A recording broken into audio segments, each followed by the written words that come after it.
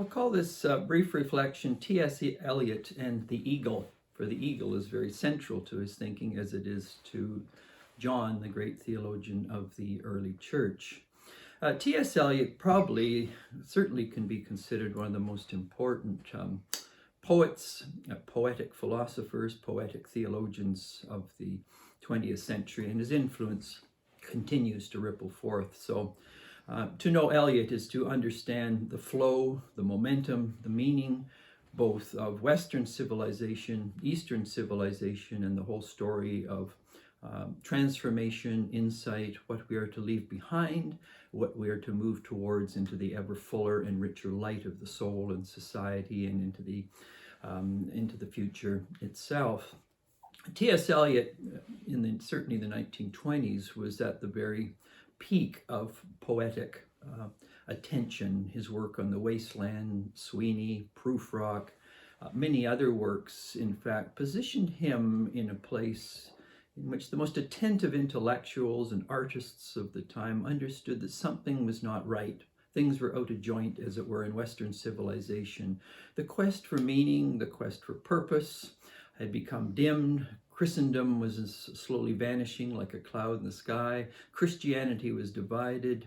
People were searching in a variety of directions for purpose and meaning. Cynics, skeptics, people were turning to the East. Eliot was all a part of this. But by the late 1920s, he gradually made his turn, about the same time, in fact, as C.S. Lewis and Bede Griffiths, to Christianity.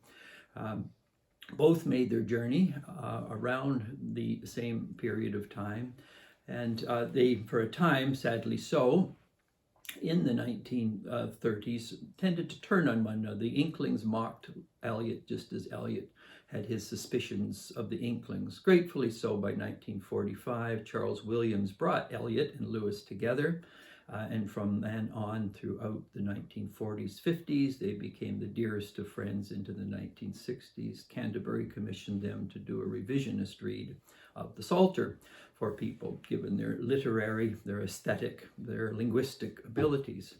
But Ash Wednesday, published in 1930, was Eliot's first significant work in terms of Christian thought. And Ash Wednesday anticipates the whole Lenten journey. It leads to Easter, Easter resurrection, Trinity Sunday, and then, of course, the whole life of the church.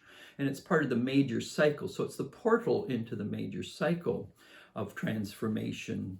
And so this poem, as well as this liturgical cycle, which is a part of the most significant part of the Christian journey, and then we get the minor cycle, which comes with Advent, Christmas, and Epiphany. We're just leaving Epiphany season at the present time.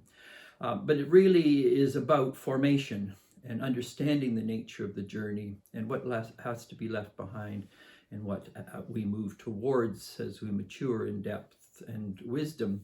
And Eliot's Ash Wednesday then brings together in a compact, poetic, insightful way that draws from the well of the richness of comparative civilizations as well as the Western tradition. So what I'd like to do today, of the 6 sections in Ash Wednesday, I'll linger with number 1 today, and then 2, 3, 4, 5, 6, and then 7. Anytime you get the number 6 or 7 in literature, 6, of course, is the 6 days of the week. 7th is the Sabbath, which is the beginning of something new. And of course, with Ash Wednesday, there is not a 7th section, which means the future is yet before us. How are we going to interpret what has been given to us as a gift that Eliot so well articulates? So what I'm going to do is look at section 1 today. There are 6 stanzas in number 1, and I'll briefly reflect on those. So it starts with the first stanza, because I do not hope to turn again. So what does he hope not to turn to? What are those pitfalls, those rabbit trails, those cul-de-sacs that he has been at, but he's not going to turn to those things again. And he's not going to place his hope. He uses hope a variety of times, misplaced hope. We often place our hopes in things that betray us, Judas-like. So he says, because I do not hope to turn again, because I do not hope. Because he does not hope, does he mean he's slipping into despair, or he's just changing his focus of hope itself, what he's turning to? And then says, because I do not hope to turn. So 3 times. Anytime we get 3 times, we reflect on the Trinity, of course. So there's a perfection in what he's turning from. So the question is, what is he turning to? He knows what he's turning from. But let's linger on what he does not hope to turn to again. I do not hope to turn desiring this man's gift. And we can always be tempted by envying, admiring somebody's gifts we don't have, abilities we don't have, skills we don't have, and we desire those things. They'll give us a greater sense of meaning, of purpose, of living life in a fuller way. But he says, I do not hope to turn to that anymore. This man's gift and that man's scope. This is actually from a sonnet in Shakespeare itself, these lines.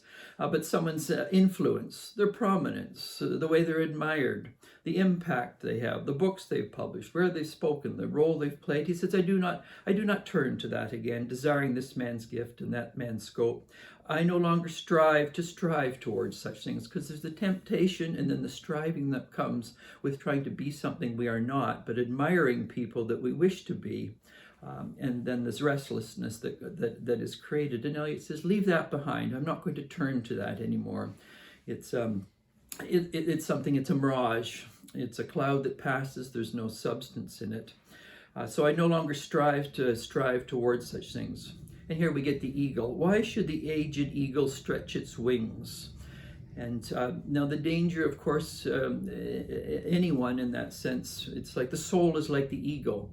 They can have broad, wide wings and soar under the blue canopy when it's true to its nature. But what happens when the eagle turns to things which are inappropriate for the eagle? It becomes the aged eagle. It can't stretch its wings anymore. It's drawn down. It's held down by things it should not be held down to. And then Eliot says, why should I mourn about those things that really do not fulfill? They do not nourish the hunger of the human soul. The danger is that people often mourn that they don't have those things, and they're restless for those things, either man's gifts or man's scope. He says, I'm not going to turn to that anymore. I see that it's empty. And in that sense, the first stanza of part 1 is almost like a reflection on Solomon's Ecclesiastes. Vanity of vanities, all is vanity. So don't strive towards things that will not fulfill, they'll leave one empty. And he calls this the vanished power of the usual reign. And so in one sense, having these gifts, having this prominence seems to be a power, but on the other hand, it's a vanished power. It just lingers for a short season and then it is gone. So ends section 1. Number 2, then, what else should one seek to leave behind? Because they do not hope to know again.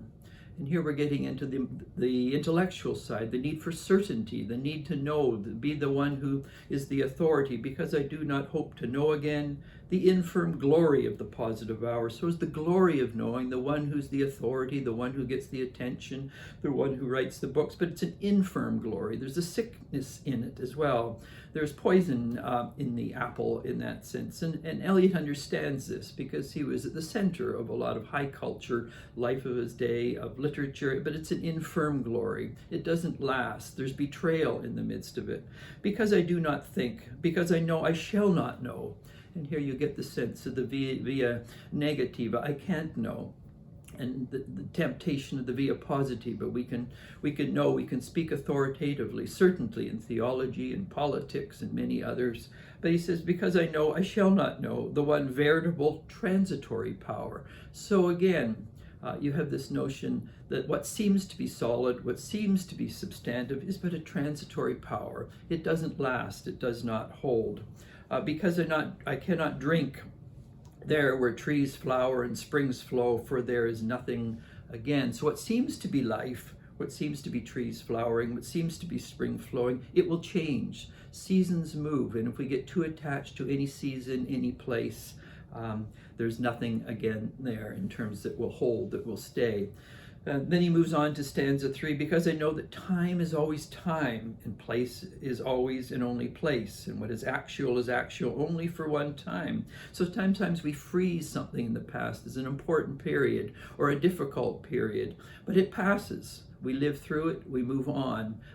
So not to romanticize the past, idealize the past, or overly lament about painful elements of the past. That has happened. We move on, and hopefully in the process we make wiser, deeper, and more meaningful decisions. I rejoice at things as they are, and I renounce the blessed face. So is he renouncing the importance of icon, the importance of Mary, the importance of Christ? No, he's renouncing the fact that don't make an image an absolute. They're pointers, as it were. They're portals into something deeper, something more substantive. I renounce the voice.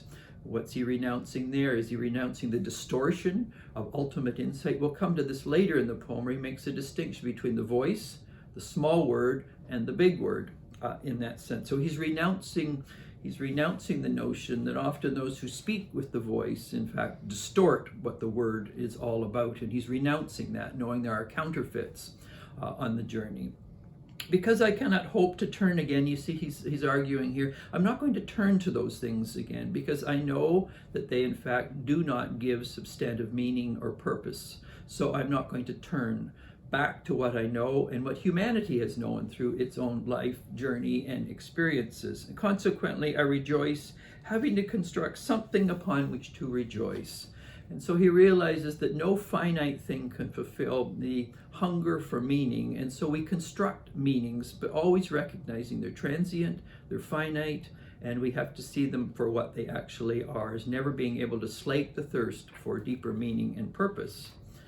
And then he moves on to stanza 4, and pray to God to have mercy upon us. So he moves from the I. Interesting enough, this poem is very, very much a confessional. The I is mentioned 17 times in just stanza 1 alone. But now he's moving from the I, which in sense I think one could easily suggest is the human I as well, to the us. So we're not isolated atoms. In fact, we are integrated, connected, organically one in terms of the human journey and the struggles and the issues we all share and what we want to be free from and what we want to be free for. But pray to God to have mercy on us. Obviously, we make decisions which are problematic. They can lead to hurtful consequences for ourselves and for others, and we pray that God will have mercy in God's goodness and grace for us, and pray to God to have mercy upon us. And I pray that I may forget these matters that with myself I too much discuss, too much explained. Again, the tendency is to enter into the maze of the soul, the imagination of the mind, and discuss, to ferret about, to try and make sense of some sort of certainty, some sort of purpose, and let go of that, as he says, because I do not hope to turn there again. I need an emptying of that, so in fact the journey to the still, quiet point, the center that we'd find in the four quartets that Eliot discusses later can be found. So I do not hope to turn to the mess of the mind, as it were, the valley of the mind in which there's so much hustle and bustle and moving about, but where is that still quiet place? So moving beyond, as Malcolm Muggeridge would say, chronicles of wasted time that we can live. So because I do not hope to turn again, let these words answer for what is done and not to be done again. So decisions have been made, but let us not make them again. Let us learn from them and move on, but not turn back to them and as it were, meditate and reflect on those things and excessively be preoccupied with what was not done, undone, and excessively live in a period of regret because of that, but move on in the journey. And then he says, may the judgment not be too heavy upon us. So here you have Eliot, as we move through Ash Wednesday, he'll be living in tensions, a whole variety of tensions, and one is obviously that between mercy and judgment itself. Some people will lean more in the direction of mercy, some in the direction more of judgment. Often you'll get the right wing in Christianity is more judgment, often the left of center would be more mercy. Both are tension, and we'll see as we move through Ash Wednesday, there's a multiplicity of tensions that a person has to make sense of in their all too human journey.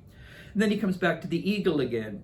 Because these wings are no longer wings to fly, but merely vans to beat the air. So again, you have the soul as an eagle, like John Scotus Erigena. In that sense, I'm doing a guided study with a student right now, and we're looking at John Scotus Erigena's great work on the book of John, the eagle of the four Gospels. John is the eagle, the mystical theologian in that sense. But what happens when the eagle of the soul does not fly as it should? It begins to shrink, it loses its power, and because these wings are no longer wings to fly, what happens when the wings of our soul can't fly anymore and we begin to shrink because of questionable decisions? And we begin to, what Rilke says, we're going in the smallest circle turns. We've lost the ability to fly.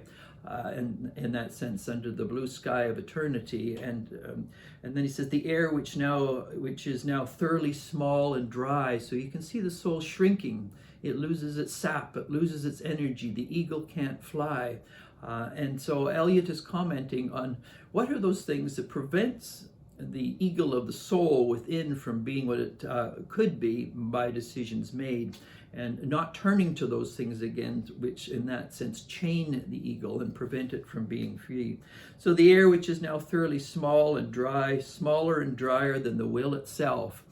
And so we often make those decisions, if we are not careful, in which that inner eagle, as it were, becomes chained, cabin, cribbed, and confined, as Shakespeare would say. Now what happens is Eliot begins to point to positive things, but yet another tensions. Teach us, for we often need to be taught this lesson, teach us to care and not to care. Now there are those who are temperamentally people who care. They're pastoral, their relationship. But as I think we all know, the issues in life and the difficulties in life and the suffering in life and the tragedies of life can be a black hole. And so people can be burnt out caring for others. And so one has to be if they're caring more by temperament, you also have to learn not to care. Now, there are others who just don't care. They walk around the difficult things in life, aloof, somewhat almost frozen in terms of feeling and of empathy. That's equally problematic. But living in the tensions of both caring and not caring is always a difficult issue. And how does one live in that tension? Well, the next one is teach us to sit still.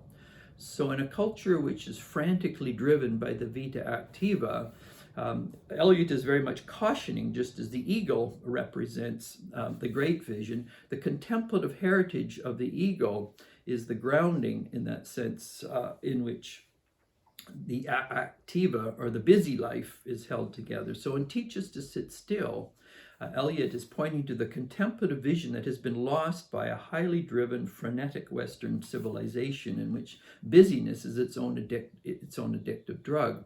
So here you have three tensions in terms of moving forward that the soul, the imagination, the mind, communities have to live with.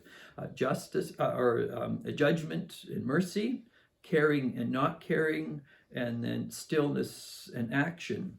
And we have to be taught those things because often they don't come to us naturally in a certain sense in terms of socialization and enculturation.